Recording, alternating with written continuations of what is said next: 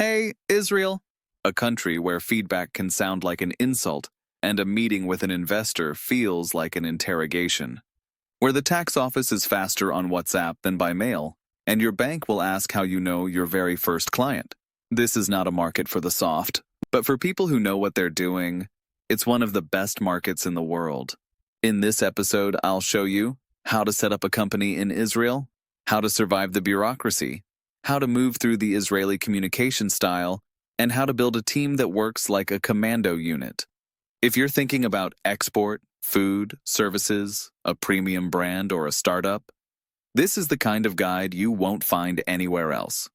And at the end, I'll tell you why the word idiot in Israeli business sometimes means the biggest compliment you can get. Before we dive into invoices, fiat, and piles of paperwork, I want to tell you one story, because this story explains better than anything else how the Israeli market differs from the European or American one, and why here you can't wait. You can't be soft. You can't plan 6 months ahead. You have to move. Tel Aviv, summer, heat, close to 40 degrees. A tiny falafel stand in a side street just off Rothschild Boulevard, one of the most business-heavy streets in the city. The place is run by Shlomo, an older Yemeni guy in sandals, cigarette in hand. No marketing, no social media, no Google Maps. Just a spot that everyone in the nearby offices knows. Falafel always fresh, low-key legendary. Shlomo operates as an osek pater, a small self-employed business owner. He sells for cash and printed receipts, no VAT, no tax invoices. His income cap? Around 120,000 shekels a year. And he never crosses it, because above that level, the bureaucracy gets heavier. And Shlomo hates bureaucracy. One day a customer walks in. Regular guy, nothing flashy. They start talking. It turns out he's the events director at a big Israeli catering company serving the biggest high-tech conferences in Tel Aviv. He says, "Listen, we've got a big event next week for a US company. 700 people. We want to give them something local. Your falafel, can you handle it?" Shlomo: 700 people? I've never done that much. Client: doesn't matter. We'll send staff to help. We pay fairly, but we need an official VAT invoice. Without that, finance won't approve it. And that's where the problem starts. Shlomo has a yearly cap of 120,000 shekels, and this one contract would be close to 100,000. So either he takes it and moves into a different tax regime, or he walks away. What did he do? He called his accountant. In Israel, a good accountant is sacred. The accountant was brutally direct. Don't be clever. You want this deal? You have to become an osek mershe. You charge VAT, you go after bigger contracts. But there's no way back. Shlomo decided in 10 minutes. The next day, he was at the accountant's office. 2 days later, at the tax office. He registered everything. Of course, the clerk told him, "You're entering a different world now. You understand that?" Shlomo: "I do. But if I don't try, I'll be frying falafel for a handful of people for the rest of my life." Result? A week later, his falafel is the star of the conference. Word spreads. 2 months later, Shlomo has an LTD, a limited company. Why? Because other companies start calling, "How much for catering for 1,000 people?" Today, Shlomo doesn't just have a small falafel stand. He runs a catering company that serves some of the biggest high-tech events in Tel Aviv. All because at the right moment he didn't say, "I'll think about it, I'll wait, I'll see, I'm not sure." He said, "I'm doing it." That's why, before you set up a company in Israel, before you choose between osek pater, osek mershe, or ladi, remember, here, opportunities don't wait. You have to be ready. And now, back to the concrete stuff. How osek mershe works and why VAT can bite you, if you're not prepared. Let's start. Before you set up a company in Israel, you need to understand what you're really walking into. This is not just another country with forms, offices, and business registration. This is a different game. Israel is a place where entrepreneurship is both a religion and a survival mechanism. We're talking about a state roughly the size of a small US state or an average UK region, with no oil, no truly safe borders, and no surplus of natural resources. And yet, this is where technological, military, agricultural, medical, and marketing solutions are born. Solutions that shape global markets. That doesn't happen by accident. In Israel, you don't need to be a genius. You need to be effective. You don't have to know all the answers, but you have to know who to call. It's a country where things get done over WhatsApp, where the clerk behind the counter will ask how much you really want to earn and then tell you which office to go to next, and where the kind of directness that in much of Europe would be seen as rude is simply a tool for saving time. This series is not an online course, not a webinar. It's a survival and life guide for one of the most dynamic, tough, and brutally direct environments for entrepreneurs in the world, aimed not at Silicon Valley-style tech founders, but at regular people who want to build something of their own here: a service point, a food place, an online store, a boutique, a small factory, a wholesale business, an export company. Why bother? Because Israel, despite all the obstacles, gives you opportunities that very few markets can match. Clear procedures, if you know how to read them, high customer loyalty, if you know how to talk to them, and a very low barrier to entry, if you're not afraid to take risks. But fair warning, what works here would look like chaos in London or New York, and what you plan calmly 6 months ahead over there, here will often be laughed at as a sign of indecision. In the next acts, you'll get the concrete stuff, step by step, how to set up a business, how to build relationships, how to run a team, how to pay taxes, how to sell, how not to break, and how to be treated seriously, even if you came from a country whose name the clerk can't pronounce. But before we start, one rule matters more than all the others. Israel doesn't reward people who wait. It rewards those who act. If that's you, buckle up. We're starting. How to set up a company in Israel and not drown in paperwork. Israel is a country where an entrepreneur's daily life feels like driving fast with no seatbelt on a winding but very well-lit road. On the one hand, the rules are clear. On the other, how they're applied depends on the clerk's mood, the day of the week, and who called just before you. If you're thinking about starting a business, legal, official, with a bank account, VAT number, and all the documents, this part is your map. But this won't be a dry manual. More like sitting in a cockpit while the pilot is learning how to land on top of a skyscraper. What is a company in Israel? It's not as obvious as you think. Before you do anything, you need to answer one question. What exactly do you want to do? Because in Israel, business is not just a formally registered entity. It's also services run from home, online selling, even via WhatsApp, one-off paid gigs with no contract, and even occasional sales done through marketplaces. From the state's perspective, if there's profit, you should be registered. And once you register, you must choose a form. 3 main types of activity. 1. Osek Patur, exempt entrepreneur. Key features: no VAT, yearly income cap of roughly 120,000 shekels, figure changes over time. You operate only on the local market, you can't really do proper export. You can't work with public institutions and serious corporates. Paperwork is minimal. Registration: relatively quick, cheap, often handled by your accountant. 2. Osek Mershi, VAT-registered self-employed. Key features: you can issue VAT invoices. You can work with institutional and corporate clients.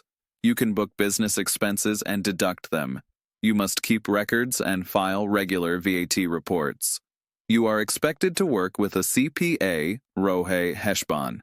3. Chevra Bam, Ladadi, a limited liability company. Key features: separate legal personality, built for operating at larger scale, good for importers, exporters, B2B trade. Full accounting is mandatory. Annual financial statements. You hire employees as a company, not as a private individual. Each form means different obligations and a different level of formality. Israel doesn't force one particular path, but it absolutely expects you to know what you're signing up for. Where do you start? Step by step. Registering your business in Israel. Step 1. Meeting with your accountant, CPA, Roha Heshbon. This is where everything begins. In Israel, you basically can't run proper accounting on your own, unless you are a CPA. A good accountant will tell you which form to choose, what documents to prepare, where to register, which bank will open an account for you faster, what to say at the office so they don't randomly freeze your file. Step 2. Visits to the authorities. First, Israel Tax Authority, Maz Hachnasa, the closest equivalent to the IRS or HMRC. This is where you get your business ID and register for income tax. Then, VAT Office, MAM, a division of the Israel Tax Authority. This is where you register as an Osek Mershe if you plan to issue VAT invoices. Finally, National Insurance Institute, Bituach Leumi, Israel's Social Security. This is where social and health contributions start. At each of these offices, you either appear in person or your accountant goes with a power of attorney. Clerks often speak mainly Hebrew and only basic English, which is why a good advisor is worth their weight in gold. Step 3. Bank account. Without it, nothing moves. Every business needs a local business account. Banks differ a lot in their attitude. In practice, if you have no credit history, no local roots, and no fixed address, you may hear no. That's when the old method kicks in, a CPA who knows the branch manager. Typical banks: Bank Leumi, Bank Hapoalim, Mizrahi Tefahot. Remember, banks have AML obligations, anti-money laundering, so they'll ask about the source of your funds, the business model, even who your customers are. Can you do all this online? Online registration sounds modern, but it's a trap for the unprepared. Technically, you can complete part of the registration online. There are government portals, PDF forms, access via your bank or the gov.il system. But here's the key warning: if you don't read Hebrew, don't do it alone. The forms have required fields that look optional. Click the wrong thing, and the system locks you out. Make a mistake, you can lose a month, and they will not backdate your registration to save you. That's why the standard approach is, your CPA fills everything in, submits it online, and you just sign and get the confirmation. Starting to operate, invoices and documents, no room for freestyle. Every entrepreneur in Israel must use numbered invoices that comply with tax rules. You can use government-approved online systems like Green Invoice, Hashav Shevet, EasyCount, or physical invoice books printed and numbered by a print shop, approved by your CPA. Important: even if you only sell services, you must issue a Kabbalat Tashlum, a receipt confirming payment. If you're registered for VAT, a VAT invoice is a separate document. Every mistake is a potential issue during an audit, and those audits can happen out of nowhere. Reporting system: monthly, yearly, and sometimes in panic mode. As an Osek Mershi or Leltid, you must file VAT reports monthly, file tax prepayment reports every 2 months, submit a full annual report and financial statements to the Israel Tax Authority. Your CPA handles the submissions, but you are responsible for the paperwork. Invoices, receipts, transfers. Everything has to be kept both digitally and in physical form. Beginner mistakes: do not repeat them. Registering as Osek Patur even though you know you'll surpass the income cap. Result: penalties and back VAT. No separate business account. Mixing personal and business money. Hiring off the books, even family. In Israel, that's a crime. Ignoring Bituach Leumi, unpaid Social Security is one of the most aggressively pursued debts in the country. Filing your own returns without a CPA. Israel does not like messy paperwork. How much does it cost to run a business in Israel in 2025? Approximate monthly costs for a one-person business. CPA, as accountant, from 800 to 2,000 shekels per month. Mandatory Social Security, Bituach Leumi, from around 280 shekels monthly upwards. It scales with income.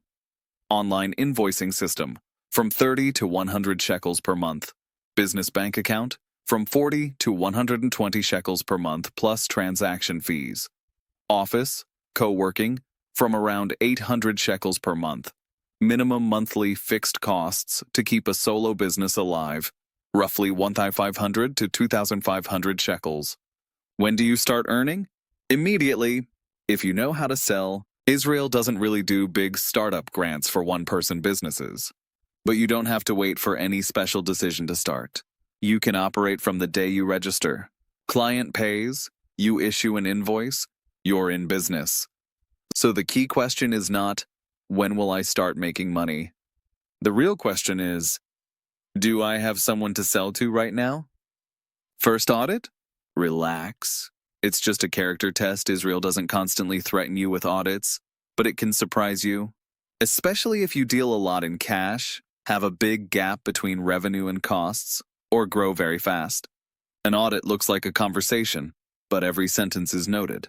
So don't panic, have your CPA by your side, show exactly what they ask for. Don't hide anything, but don't overshare either. If everything checks out, they leave and don't come back. You now know how to set up a company, you know what's coming, but you still don't know what happens when you step into the Israeli business world of actual people.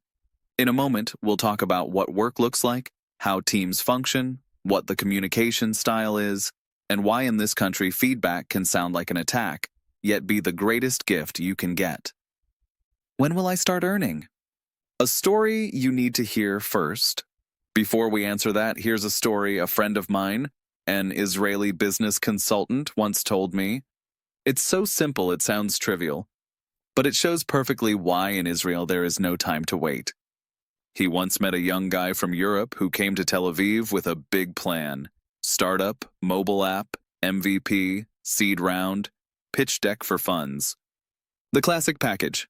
And before launching, he wanted everything perfect. Branding, landing page, team photos, legal contracts, investor slide deck. At the same time, in the same co-working space, there was an Ethiopian immigrant who started selling homemade chili sauces. Her marketing, WhatsApp broadcast, a local neighborhood group, a couple of Facebook posts, and a handwritten sign on the door. No website, no slides, every jar, cash. Every jar, a customer who recommended her to someone else. After a week, she had a list of regulars and could barely keep up with demand. After a month, her monthly profit was higher than the grant the startup guy was applying for. And she had one thing he didn't: paying customers. So when she eventually went to an investor, she heard, "You've got sales, you've got loyal customers, that we understand." And the startup guy? 6 months later, he was still polishing his slides and still hadn't made a single shekel. Why am I telling you this? Because in Israel, you don't make money by having the best product or the best marketing. You make money by starting to sell now, even if the product is imperfect, even if the client base is tiny, even if the paperwork isn't 110% polished. From the day you're registered, you can issue invoices. And from day one, the client cares about one thing only. Can you give them real value? Not your pitch deck. So before you ask, when will I start earning? Ask yourself, who are you selling to already? If you don't have an answer, no accountant, no cool office, no fund will fix that for you. And now, the concrete part. When and how you can actually start making money in Israel from day one of registration? You're an idiot, as a compliment, the Israeli feedback style. Did you know that in Israel, someone can tell you to your face that you're an idiot, and it might actually be a compliment? Welcome to a country where the phrase, constructive criticism, doesn't really exist, because criticism just is. Where yes, but is a standard greeting in the team, and if one of your employees hasn't voiced their opinion in 2 weeks, it probably means they're already looking for another job. In this act, we're not going to talk about how to hire people, but how to understand them. Because in Israel, a team is not a family. A team is a group of people laser-focused on results. There's no place for ultra-soft management, but there is intense loyalty if you prove you make sense. Feedback, Israeli style. Brutal but fair. A typical business owner from a more polite culture tries to be diplomatic. Says things like, Maybe we should rethink this. Let's consider alternatives. An Israeli partner will say straight to your face, "This makes no sense. It's stupid. Nobody will buy it." That doesn't mean they don't respect you. It means they respect your time. Nobody waits for you to get the hint. Everyone says what they think in a way that, for a foreigner, can be pure culture shock. But if you survive that, you discover a huge value: speed. Things move faster because no one pretends. No one wastes time. Team structure and hiring. No titles, no layers, and very fast Israelis hate hierarchy. The CTO might sit next to a junior. A salesperson might correct the CEO. And if you don't have arguments, you don't have a point. Your title means nothing. Only what works counts. The team doesn't ask, "May I?" They ask, "Does it make sense?" If someone sees something broken, they'll say it. Even publicly, even in front of a client, even to you. Hiring is quick. A phone call, one in-person meeting, maybe a trial day. Unsure? You test. Doesn't fit? You say thanks and move on. It's not lack of empathy. It's a culture built on trial and error. Onboarding? No polished PowerPoints. Just collaboration. The new hire sits down with the task and does it. If they don't know how, they ask. If they don't ask, they're gone. People in Israel change jobs often. That's reality. But if you show that you know what you're doing, you can build a team that will follow you into the fire. The key is trust. You don't need to be charismatic. You need to be predictable, consistent, and bold. If you do things that make sense, people will stay with you, even if a competitor offers slightly more money. Communication? Everything happens on WhatsApp emails, mostly for big corporates. Day-to-day decisions happen on WhatsApp. Project groups, file sharing, scheduling, follow-ups, even meeting notes. If you don't live on WhatsApp, you don't exist. That's not chill, that's efficiency. Response time matters. Answering after an hour can already look unprofessional. Most common culture clashes: someone from a more reserved culture waits to be invited into the conversation. An Israeli just joins. Someone abroad often stays quiet about what bothers them. An Israeli says it immediately. Many foreigners avoid conflict. Israelis treat conflict as a tool of progress. If you want to survive, you must learn not to take it personally. It's not about you, it's about the product, the service, the shared outcome. When the team is aligned, things feel like magic. Instead of 3 months of development, you have an MVP in a week. Instead of long briefs, you have a prototype. Instead of endless meetings, you have sprints that end with a paying customer. Not because people are better here, but because nobody wastes time on nonsense. And if you accept that, you become part of an ecosystem that runs like nowhere else. How do you talk to an Israeli investor? In Israel, no one treats an investor like someone they have to seduce. They treat them like a battle partner. In this act, you'll see what a real meeting with a venture capital fund, an angel investor, or a private investor looks like, and why many of these meetings end faster than it takes to finish your espresso. No pleasantries, just the core. A meeting with an investor in Tel Aviv doesn't look like a job interview. It feels more like a military board interrogation. It starts with almost no small talk. What do you do? Why you? Why now? If you don't have crisp answers within 15 seconds, you're invisible. In Israel, no one wastes time on the origin story. Pitch deck? Sure, but only as support. What matters is the talk, your reaction, your energy. What does the investor want to hear? A problem you understand better than almost anyone. A solution that's faster, cheaper, or more aggressive than the competition. A team that can execute, not just talk. A market that's real, not some fantasy global billions pulled from nowhere. A plan, concrete round, concrete amount, concrete use cases. If you don't have data, that's tough. But if you have data that's not credible, you're done. An Israeli investor will tell you straight, "This doesn't make sense. Someone already did this. I'm not paying for slides." What does a typical VC meeting look like? It lasts 20-45 minutes. If it's over in 5, that's bad. If it hits 15 and moves into intense questions, that's good. If it ends with, "Are you ready for due diligence?" you've won. VCs want to know how many clients you have, how much they pay, what your customer acquisition cost is, whether you know how much runway you have in 3 months. The numbers don't have to be perfect, but they must be yours. Real, not copy-pasted from Google. Israeli investment style? Fast, sharp, document-light early-stage deals usually use safe, simple agreement for future equity. The investor gets shares later, under agreed conditions. Convertible note, a loan that turns into equity. Equity, straight share purchase now. Quick deals in the $100,000 $500,000 range are common. Templates are often standard. But if you're not fluent in legal English, don't sign anything without a lawyer, and always check valuation cap, discount, trigger events. Due diligence, Israeli style, checking you before the money lands. It's not just about the paperwork. They check who actually works in the company, whether the product really works, whether clients pick up the phone, whether your competition isn't your ex-co-founder. Sometimes DD is run by the fund, sometimes by external advisors, but it's always tough. If they find something ugly, they're out. How to stand out? Not by how you look, by what you've done in Tel Aviv. You don't need to look like a Silicon Valley stereotype.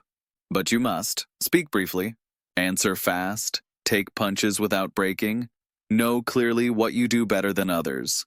There's zero room for fluff. Say, "We have no competition," and the meeting ends right there. Biggest founder mistakes? Pitch too long, numbers too vague, millions of users in 3 years, no idea what your CAC LTV is, confusing a dream with a plan, inability to admit that something failed, and if they say no, that's just the beginning. In Israel, no often means not now, not like this, not in this form. If you take the feedback, change course, and come back with traction, they'll remember. They respect people who can learn, not just talk. Setting up a company in Israel isn't just about forms. It's a mental shift into a different operating mode. It's a daily sprint on a sharp curve. But it also gives you access to a market that doesn't forgive weakness, yet generously rewards courage and execution. And this is only the beginning. In the next episodes, I'll show you what day-to-day business in Israel really looks like, how to build relationships with clients, and how marketing works in this country. If you want more content like this, hit subscribe. Click the bell icon, because the upcoming episodes will be even more practical. And if you enjoyed this one, leave a like.